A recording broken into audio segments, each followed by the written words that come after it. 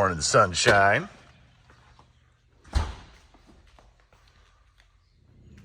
Welcome back to the channel. It's a beautiful day.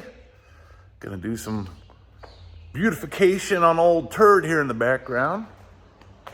Made a little post the other night about doing some drag racing. Went to the track the other night. The car did really good. Made some posts on the Thunderbird forums, and the really cool thing, there was one member, Chris DeFalco, hopefully I'm saying your name right.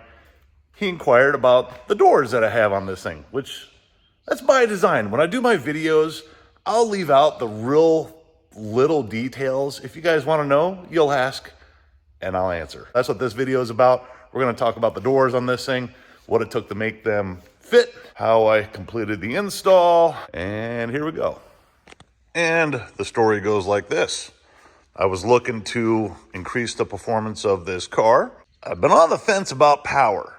I want this thing to be reliable. I want it to be streetable. I want to be able to drive it to the track. So, you know, when you start adding power, that starts to become questionable, the reliability aspect of it. So what's the other option? You add power or you remove weight. Power to weight. One of the best options to do that is to replace your doors. The factory doors are something like 100 pounds. What is it? 100 pounds each, I think. I know there's a lot of information on the forums on what those weigh. These doors, including the glass and everything else, 10 pounds each. So I have 20 pounds total in the doors, but I'm gonna go over how I completed the install. These are still available from Harry Glass. He doesn't keep them in stock. You gotta order them.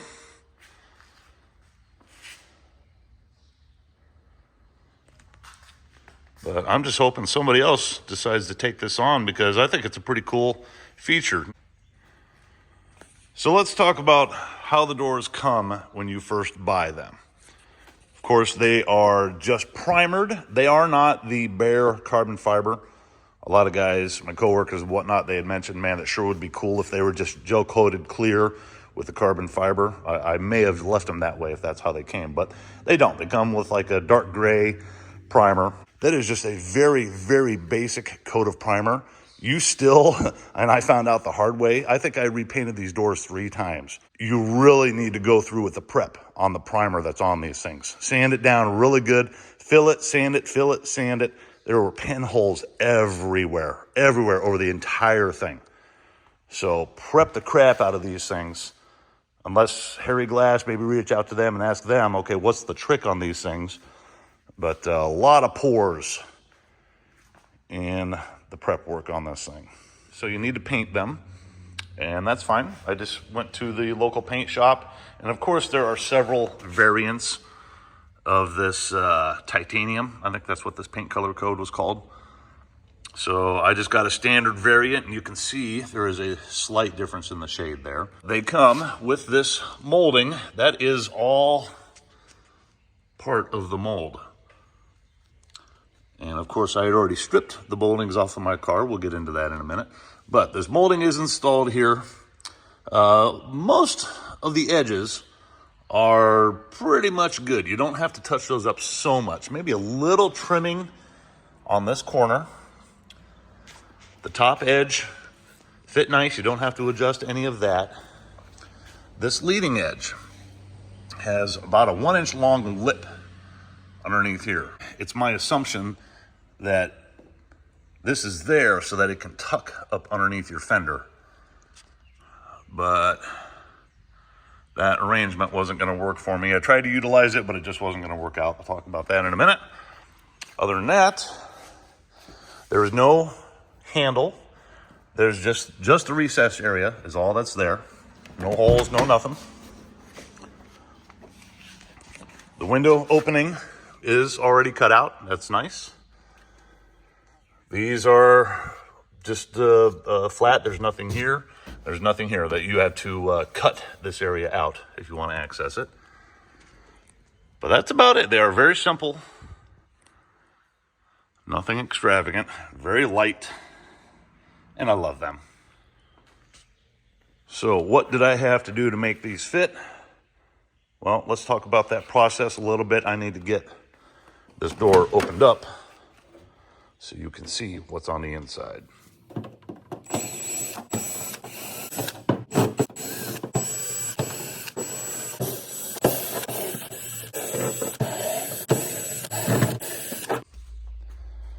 Now, started off, of course, by removing the original doors. And my intent is always, with everything that I do, to utilize as much factory equipment as possible.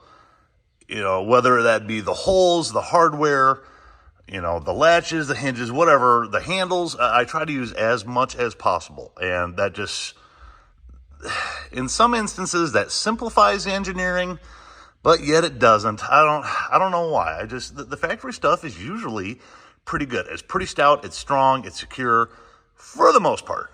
Had to start with, of course, removing the door, removing the wiring, and then just taking this and laying it up here and just seeing what you have for fit. Two issues. But the biggest issue we had when you would go to close the door is that this area, of course, was flat, and then it came in, it was hitting right in here. And I even thought about cutting the metal here because I didn't want to mess with the doors, and no, that would have been a big no-no. So came in here and had to relieve some of this area up to the hinge area there, you can see, and just refilled it with more carbon fiber mat and resin. That was to beef or to strengthen this area up so that I could use the hinge. On the back side, added a nice thick aluminum plate as a doubler, again, to strengthen up that hinge area. So that ties everything in with the factory hinges. This forward lip, I didn't really necessarily have to modify this, just shorten it down so that it would clear when you close the door. Another view of the hinge area there. Factory hinges. I think I even used the factory bolts, if I remember right. Obviously had to add a spacer there on the bottom hinge. Had to add one on the top as well. There you go. So the hinges did not bolt directly up to it. You had to space them out a little bit. Took me a while to figure that one out. So that was the front edge. And then, of course, like I said, you had to shave off that lip on the front of the door, because this was much longer. That was, geez, almost an inch, maybe 2 inches long on this front lip. So I had to chop that guy off of there. Original OEM rearview mirror. Just bolted it in like normal. I just kind of laid it up there and just eyeballed it. If I remember right, this one, I need to relocate this guy, because how did I do it on this side?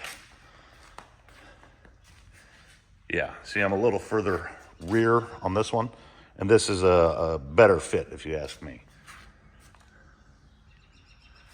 Compare that to that and see the difference there. This, of course, was the most critical area, and I mean, yeah, it's light. There is nothing to this thing, but I wanted to be able to open the door and have it be strong and not have to worry about this, you know, getting ripped out of here. Without beefing this area up and the plates and all that, this is very, very flimsy. And of course, two reasons for cutting this hole. Number one, so you could access the hardware for the hinge. Number two, for the speaker. You had to have a speaker back in there. Come on now, gotta have my tunes. You know how that goes. Did my power mirror. 3 usual hardware pieces. There's our power wires. Just cut a little hole for the switch. Worked out nice. Moving on to the rear section, latch, door handle, and whatnot. This is so simple, but it took me forever to figure this out. I don't know. Yeah, it was just really tough. I had to visualize it on the workbench. Once I had that figured out, it went very simple. So, simple latch mechanism here. This replaces your inside door handle. I did utilize the OEM factory door handle, of course. Difference being, they don't have a provision there for your little door lock. That's fine. It looks good. I like it. I'm good with it. It's a little weird, you know, maybe we could round this area off to make it more symmetrical, but it's good. Just secure that in there with a couple of bolts. no big deal there. Everything is very straightforward in that area. You just kind of lay your handle up in there, figure out where you want it, drill your holes. That's it. Can you see any of that? Probably not going to be able to see it, unfortunately. Yeah. I don't think we're going to be able to get that in there real well. Just a push rod. This handle comes down to about here. Have one little push rod that comes back here to an idler arm, which then goes to the latch. Okay, there's our idler arm. You can see our push rod from the front handle. So I'm gonna go like this. And you can see that movement. It's not a lot. It does not take a lot of movement once you get the rigging set up properly. And that is using, yes, the factory latch. Same on the outside door handle. I'm gonna give the outside handle a pull. Oh, if I can get to it from down here. That's it. That's your setup. Now I had to do some shimming. The issue is this rear plane does not sit parallel to the door frame of the car. So the latch is actually kind of sitting like this. So I had to get some shims in there underneath the latch to help to straighten it out. And again, a lot of this stuff, you can see my cuts aren't perfect. I just kind of eyeballed it, had the intentions to come back and clean it up nicely. Haven't gotten that far yet. Again, using the factory door latch onto the striker. When you close the door, again, that plane that the latch sits on is further in this way. And so I had to come up with a longer bolt and machine out my own spacer. This is made out of an old aircraft brake piston puck out of a caliper. So that's how I machined all that. That's still using the, whatever that EVA PVC tubing is that's on the factory door latch. So that's all. It's you know, similar to the factory setup, but just modified to fit. Is that enough detail there? Any other questions on this area? Once I got the fit here, it was a matter of what do I need here? And that's what I came up with. Pretty simple.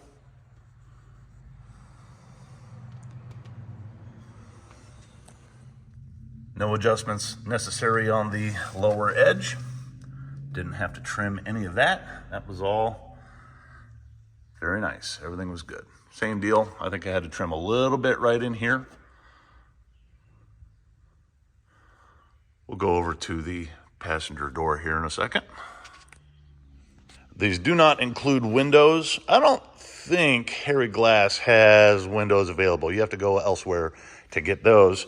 Me, I was able to just pick up some clear polycarbonate, Lexan, plexiglass, whatever you want to call it. I was able to get it from McMaster-Carr, sheets of it in 3/16 inch, and I just cut out my own, drilled my holes, and that was it. I'd like to put cam locks in here or Zeus fasteners, and those bad boys are pretty darn expensive, so I just use a nut and a screw.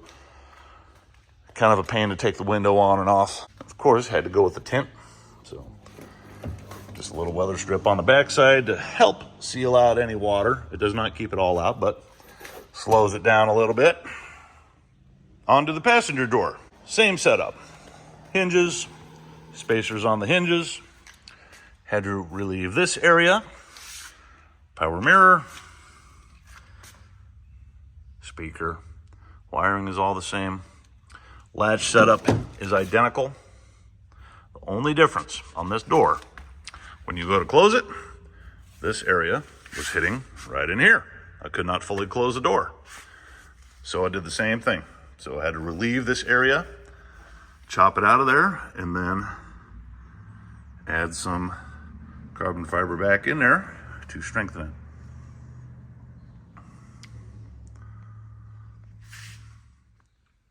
Exact same setup on the striker.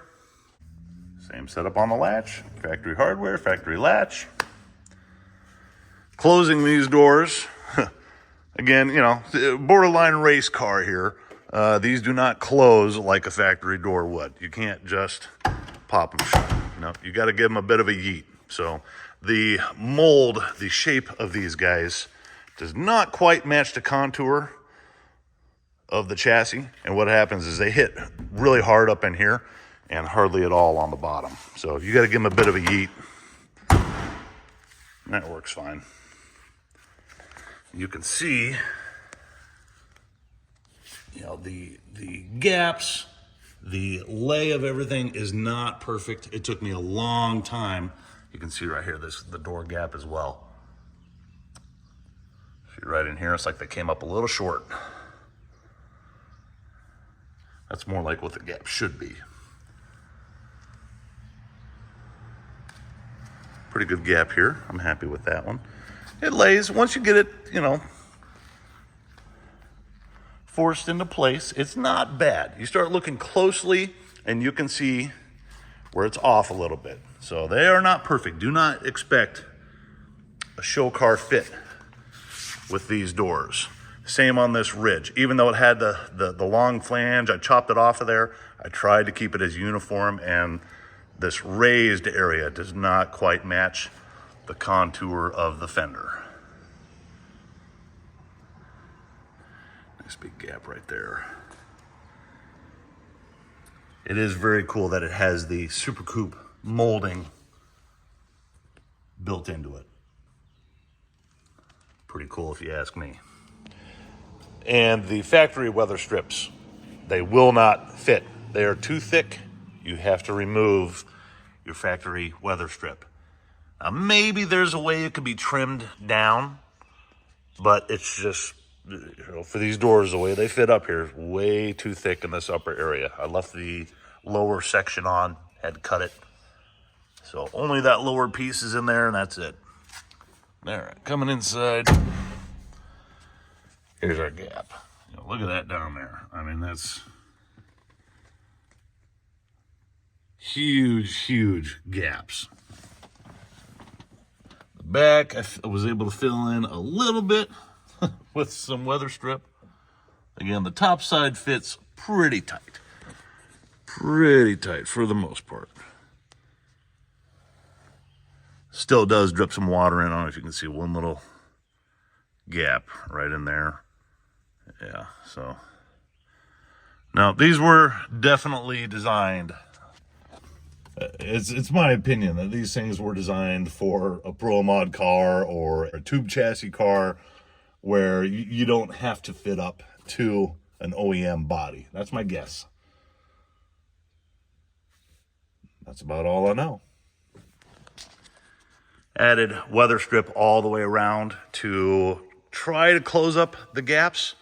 Again, this is not meant to be any kind of a factory replacement. You close these doors, especially down there at the bottom, humongous gaps all the way around this thing. So do not expect your car to be weather tight when you install these doors. And on to the molding. Of course, before I bought these doors, I went and cleaned off all of the body moldings, which was one of the best things I've ever done aesthetically to this car. Just painted the front moldings there. I don't think I did the rear. No, I didn't do the rear bumper yet. That's on my to-do list. But it really bothered me that they molded this piece into it. So what I did over on the driver's door was, of course, removed that molding. Well, how much labor did that take? Yeah, I can't tell you. It was a lot because I'm not a good body guy. But what I did is came in here and just, again, laid in carbon fiber into that recess and just filled it in front to back. Let her set up a couple of days. Came in from the outside and just ground it down. That was a lot of mess, and I was really second guessing what I was doing there with that, but it turned out much better. I really like it without the molding, but you can see where my prep work is not the best. Got some pinholes in it, a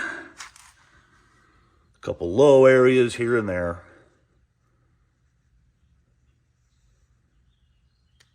Again, I'm not a body guy, but you know, from 20 feet, she looks pretty good. The black is just Krylon gloss black. That came out really nice. I'm proud of that one. But the silver is all actual high quality, you know, base coat, clear coat, urethane. So good stuff there. Man, that's a lot of talking. Jeez. What am I missing? What am I missing? Door handles, inside handle, diamond plate, my best friend, aluminum diamond plate. That's all those are made out of. See? That was trick. I was proud of those. But again, these are meant for racing. These aren't for a daily driver. There's no bracing. They're, you know, the factory doors, the steel doors. I think they have a crash impact rating to them. And there's some structure in there that would definitely save your life. These don't have that. So get a cage if you're gonna go with these doors. I'm sure with a little ingenuity, we could come up with a factory window regulator to make the windows roll up and down. That'd be sweet, wouldn't it? Someday. But not on these doors. These came out too good. I'm too proud of these ones. I'm not gonna mess with them anymore. They're good to go.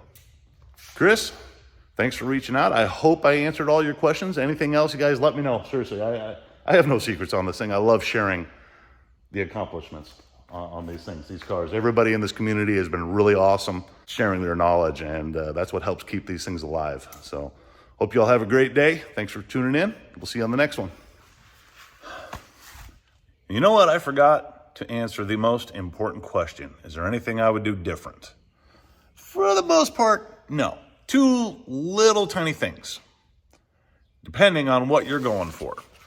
Number one, when I cut out the holes for these guys to access the inside, the guts, the latches, the whatnot, I would have left a little more material around here, around the perimeter, so that you can install nut plates or something like that, or a riv nut or something to hold these screws. So I keep stripping these out anytime I go in there. I got to oversize the screws.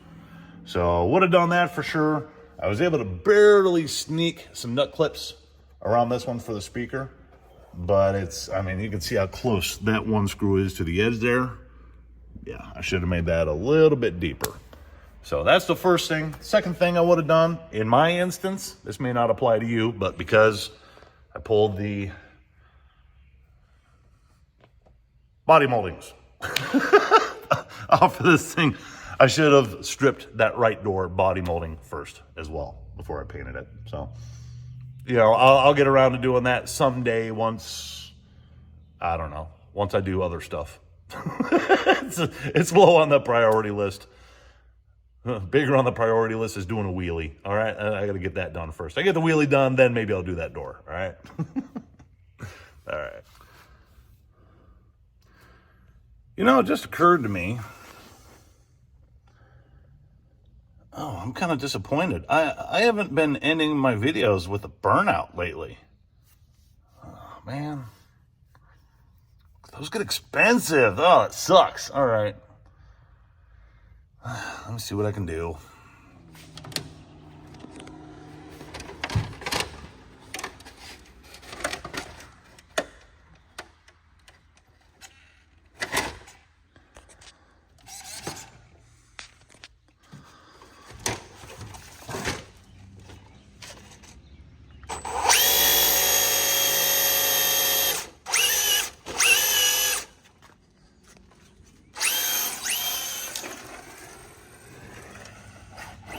There's your burnout. That's all I got today. Woo, brakes. A little bit of rubber there. That'll work, huh? Party on. Oh.